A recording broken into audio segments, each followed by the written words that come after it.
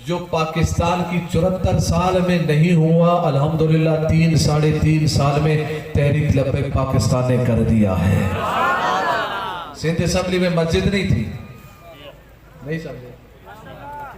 ऐसा लगता है कि जैसे हम गैर मुल्क में चले गए।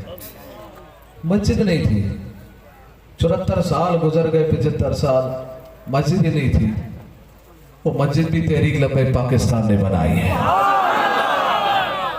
नहीं समझे? हाँ, ये है तब्दीली।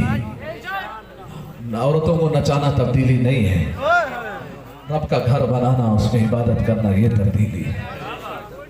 अल्हम्दुलिल्लाह फ्रांस के उस सफीर को, उस खंजीर को जो नहीं निकाला गया, जिसके लिए कई कुर्बानियां दी गई, कई मामलात हुए।